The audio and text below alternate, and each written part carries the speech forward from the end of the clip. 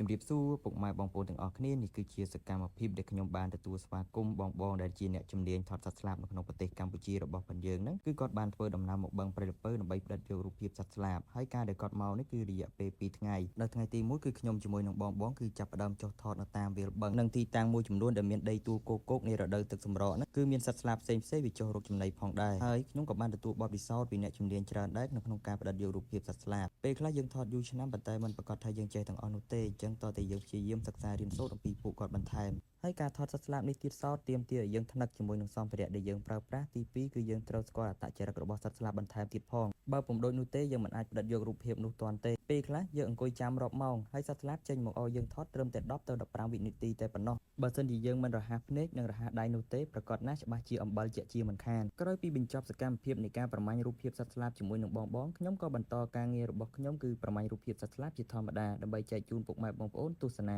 ចំណែកនៅតំបន់ការពារទេសភាពបឹងព្រៃលពៅខេត្តតាកែវនេះផងដែរគឺមានផ្ទៃដីទំហំ